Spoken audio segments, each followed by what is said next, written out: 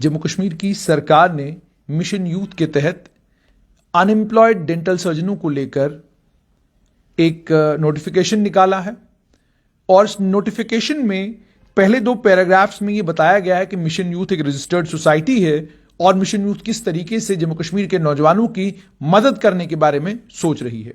और उसके बाद तीसरे पैराग्राफ में यह कहा गया है कि अनएम्प्लॉयड डेंटल सर्जन जो है यूटी जम्मू कश्मीर की यूटी में है और उन्हें यह सुझाव दिया गया है कि प्राइवेट प्रैक्टिस उनके लिए एक बेहतरीन ऑप्शन हो सकता है और इस प्राइवेट प्रैक्टिस से ये लोग सस्टेनेबल प्रोफेशनल और फाइनेंशियल प्रोस्पेक्ट्स हैं इसमें। यानी जम्मू कश्मीर की सरकार के पास कोई सर्वे नहीं है जिस सर्वे की बुनियाद पर सरकार यह कहे कि जम्मू कश्मीर में इतने हजार या इतने 100 डेंटल क्लिनिकों की जरूरत है। कोई सर्वे जम्मू कश्मीर की सरकार के पास नहीं है कि जिन लोगों को डेंटल डॉक्टर की या डेंटल सर्जन की जरूरत है उनकी तादाद कितनी है, कितनी आबादी है जो डेंटल क्लिनिक में जा रही है। पिछले 10 सालों में डेंटल क्लिनिक्स जो प्राइवेटली चल रही हैं उनका लोड कितना है। एक डेंटल क्लिनिक पे अगर पिछले 10 सालों में कितनी डेंटल क्लिनिकें खुली, कितनी बंद हुई, कोई डाटा जम्मू कश्मीर की सरकार के पास नहीं है जो मेरी इतलात है। लेकिन उसके बावजूद जम्मू कश्मीर की सरकार ने यह कहा है कि कस्टमाइज्ड लाइवलीहुड जनरेशन स्कीम के तहत डेंटल प्रोफेशनल्स के लिए हम उन्हें 8 लाख रुपया फाइनेंशियल असिस्टेंस देंगे डेंटल क्लिनिक को बनाने के लिए। और इस 8 लाख रुपए में से मिशन यूथ जो है 2 लाख रुपया grant in aid dental clinic के लिए देगा ताकि डेंटल क्लिनिक सेटअप की जा सके। केवल 2 लाख रुपया जो है वो आपको ग्रांट इन एड के तौर पर मिलेगा। इसमें यह नहीं लिखा गया है कि जो ये ग्रांट इन एड दी जा रही है क्या ये वन टाइम होगी और अगर वन टाइम होगी क्या इसे रिटर्न करना होगा या नहीं करना होगा। लेकिन अगली लाइन में यह कहा गया कि 6 लाख रुपया जो है वो बैंक से दिया जाएगा, वो स्टार्टअप लोन होगा और वो रीपेएबल होगा। यानी जो बड़ा अमाउंट है, जो 6 लाख रुपया दिया जा रहा है वो रीपेएबल है, वो आपको पैसा वापस करना है। 2 लाख रुपया जो है वो आपको ग्रांट इन एड के तौर पर दिया जा रहा है। और उसके बाद आगे ये नहीं कहा कि ये डेंटल डॉक्टर्स की अपनी मर्जी होगी कि वो एक डॉक्टर और एक डेंटल टेक्नीशियन के साथ क्लिनिक खोलना चाहते हैं, 2 डॉक्टर 2 डेंटल टेक्नीशियन के साथ क्लिनिक। क्योंकि जाहिर सी बात है आप किसी को कारोबार खोलने के लिए एक वाया मीडिया प्रोवाइड कर रहे हैं, कारोबार खोलने के लिए आप उसकी मदद करने जा रहे हैं, लेकिन कारोबार खोलने से पहले ही आप सब कुछ तय कर रहे हैं, कानून सारे आप तय कर रहे हैं कि आपको हम 2 लाख रुपए 8 लाख रुपया देंगे, आप 2 डेंटल सर्जन आएंगे और जिनका जो बीडीएस हो और वो ये अंडरटेकिंग देंगे कि हमारे साथ 2 अनएम्प्लॉयड डेंटल टेक्नीशियन भी होंगे जो as required by dental council है। डेंटल डॉक्टर्स जो है वो रजिस्टर्ड प्रैक्टिशनर होने चाहिए यूटी डेंटल कोर्सेज के। ठीक है, तो यह कहा गया कि तमाम डिजायरस और एलिजिबल एप्लीकेंट्स को यह कहा गया है जम्मू कश्मीर में इस नोटिफिकेशन के माध्यम से कि आप अपनी डॉक्यूमेंट्स, इसमें डिग्री सर्टिफिकेट होगी, रजिस्ट्रेशन सर्टिफिकेट होगी, एज प्रूफ होगा, इनकम प्रूफ होगा, डोमिसाइल सर्टिफिकेट होगा, बाकी डॉक्यूमेंट्स जो मिशन यूथ आपको कहेगा वो सारे डॉक्यूमेंट्स प्रोवाइड करेंगे। उन सभी डॉक्यूमेंट्स को प्रोवाइड करने के बाद मिशन यूथ आपको 2 लाख रुपया ग्रांट इन एड देगा। और यहां पर यह तो बताया गया है कि बैंक आपको स्टार्टअप लोन के तौर पर 6 लाख रुपया दिया गया, लेकिन इसमें क्लैरिटी के साथ यह नहीं कहा गया है कि यह जो स्टार्टअप लोन है क्या इस स्टार्टअप लोन के लिए अलग एप्लीकेशन भरनी होगी एप्लीकेंट को, या 8 लाख रुपए के लिए एक ही एप्लीकेशन मिशन यूथ के पास भरनी होगी। और उस 8 लाख के बाद बैंक की फॉर्मेलिटीज पूरी करनी है या बैंक की फॉर्मेलिटीज पूरी नहीं करनी है। और जो बैंक 6 लाख रुपया देगा, क्या उस 6 लाख रुपए में बैंक गारंटर जम्मू कश्मीर की सरकार होगी या इस डेंटल सर्जन को खुद एक गारंटर ढूंढना होगा। और दूसरा, आपने सारे जाब्ते तय कर दिए, आपने कहा 2 डेंटल सर्जन। यह वही तमाशा है जो तमाशा इंजीनियरों के साथ हुआ था। उन इंजीनियरों को यह कहा गया कि जनाब आप छोटे छोटे ग्रुप बनाइए, आपके जो छोटे छोटे ग्रुप बनेंगे उन ग्रुपों को हम छोटे छोटे प्रोजेक्ट देंगे और आपको प्रोजेक्ट देंगे। उसके बाद सेल्फ हेल्प ग्रुप उसका नाम रखा गया था। वो सेल्फ हेल्प ग्रुप जब बनाए गए, बाद में सरकार ने स्कीम वाइंड अप की।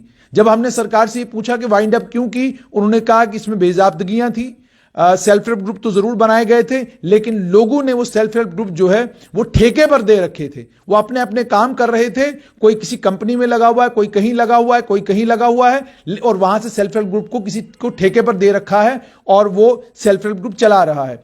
अब यहां पर सवाल यह है कि जम्मू कश्मीर की सरकार यह कह रही है कि 10 फरवरी 2022 से एप्लीकेशन आप भरना शुरू कर सकते हैं। 18 फरवरी तक एप्लीकेशन आप भरेंगे, 22 तारीख को स्क्रूटनी होगी और 24 फरवरी 2022 तक आप लास्ट डेट है केसेस को मिशन यूथ में सबमिट करने की, और 26 फरवरी से फॉर्मल सैंक्शन मिलना शुरू होगा। यानी अगले 16 दिन के अंदर अंदर जम्मू कश्मीर में दुनिया भर की डेंटल क्लिनिक्स खुलने जा रही हैं। जम्मू कश्मीर की सरकार डेंटल सर्जनों को नौकरी नहीं दे पा रही। जब बात आती है मास्टरों की, टीचरों की, तो जम्मू कश्मीर की सरकार ये कहती है सारी वैकेंसीज रहबर तालीम को एब्जॉर्ब करने में लग गई। जब बात आती है अलग अलग इम्तिहानों के एस्पिरेंट्स को, वो इम्तिहान दे देते हैं, आप पोस्टें विड्रॉ कर लेते हैं।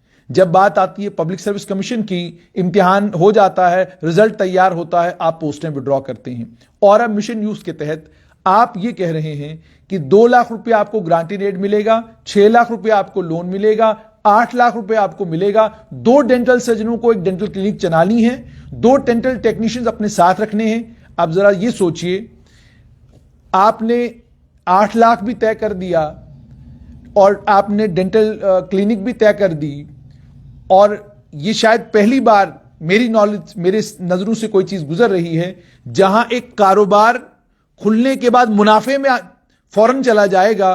वो जम्मू कश्मीर की सरकार को पहले ही पता है।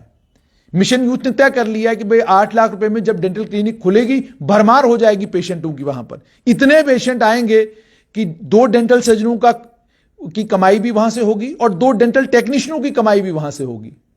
मैं एक डेंटल सर्जन से बात कर रहा था, चूंकि वो सरकारी मुलाजिम हैं, बात करने से कतरा रहे थे। मैं उनसे ये पूछ रहा था कि मुझे ये बताइए, मतलब आप अंदाजा लगाइए, इतनी घबराहट और इतना डर है कि वो बात करने से घबरा रहे थे। नहीं, मैंने पूछा चेयर कितने की आती है, नहीं नहीं उसमें अलग अलग रेट हैं, आप फलां से पूछिए। वो एक अच्छी खासी डेंटल क्लिनिक चलाते हैं। उन्हें अगर इतनी डर और इतनी घबराहट है तो जरा सोचिए कि जिन बच्चों को आप कह रहे हैं कि आप डेंटल क्लिनिक्स खोलिए, क्या 8 लाख रुपए में 2 डेंटल सर्जन और 2 डेंटल टेक्नीशियंस एक प्रॉफिटेबल वेंचर चला सकते हैं? क्या यह संभव है? क्या यह मुमकिन है? और क्या एकमात्र यही तरीका है? अगर यही तरीका है तो फिर यह तरीका तो सभी के लिए होना चाहिए। सबको कहिए कि आप स्टार्टअप अपने अपने स्टार्टअप शुरू करिए। और स्टार्टअप जब आप शुरू करते हैं, बैंक आपको कितना दौड़ाता है, यह किसी स्टार्टअप वाले से पूछिए, वो आपको बेहतर बताएगा कि बैंक कितनी दौड़ लगवाता है। बैंक में जब आप लोन लेने के लिए जाते हैं, कितनी फॉर्मेलिटीज बैंक आपको पूरी करने के लिए कहता है। वो सारी फॉर्मेलिटीज करने के बाद भी जो अमाउंट आपने मांगा होता वो नहीं मिलता आपको। जो अमाउंट बैंक को ठीक लगता है वो अमाउंट बैंक आपको देता है। तो इसलिए जब तक इसमें क्लैरिटी के साथ कि क्या डेंटल क्लिनिक्स के मामले में गारंटर जम्मू कश्मीर की सरकार होगी, और उसके बाद आप ये नहीं तय कर सकते कि 2 डेंटल सर्जन और 2 डेंटल टेक्नीशियंस के साथ मिलकर एक क्लिनिक खोलेगी। क्योंकि उसकी वजह यह है, एक आदमी बिजनेस इसलिए नहीं खोलता कि उसने बिजनेस इसलिए खोला हुआ है कि जनाब ठीक है मुझे लोक सेवा करनी है, मैं शाम को घर जाऊं 5 रुपया लेकर घर जाऊंगा। कोई भी ऐसा नहीं करता। जो सरकारी अस्पतालों में काम करने वाले डॉक्टर हैं, वो अगर तनख्वाह 1.25 लाख 2 लाख रुपया लेकर भी प्राइवेट 6 प्राइवेट क्लिनिकें अटेंड कर रहे हैं, तो डेंटल टेक्नीशियनों को आप कह रहे हैं कि नहीं जनाब आपने एक क्लिनिक खोलनी है, 4 लोग लगाने हैं, सब तो तय आपने किया। फिर आप डॉक्टर्स के लिए भी इसी तरह का सब कुछ तय कर दीजिए कि जी क्लिनिक अगर आप शाम को बैठते हैं तो एक डॉक्टर आपके साथ और बैठेगा, वहां पर आपके पास एनेस्थीसिया असिस्टेंट 4 बैठेंगे, वहां पर ये होगा, ये सब भी आप तय करें। सवाल ये है कि आप एक वेंचर खोलने जा रहे हैं। कोई भी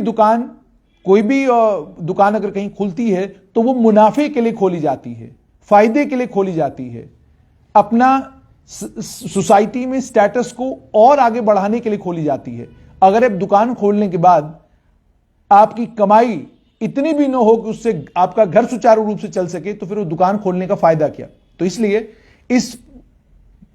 ये जो सरकार की स्कीम है, पहले तो इस सरकार की स्कीम पर पुनर्विचार सरकार को करना चाहिए।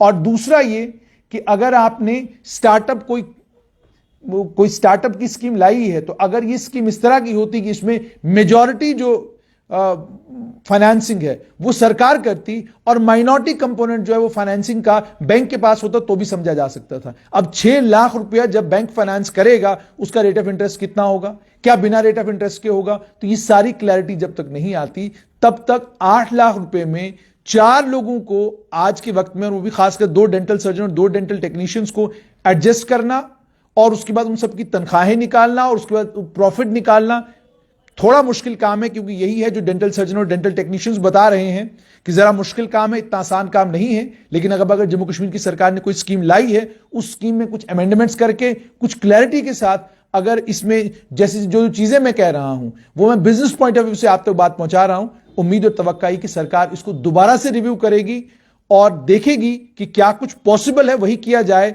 इस तरीके से अगर स्कीमें लाई जाएंगी जिसमें आप ही तय करेंगे दुकान चलाएगा कौन, उसके ऊपर बैठेंगे कौन, होगा क्या, तो फिर कोई दुकान चलना जो है मुमकिन नहीं है।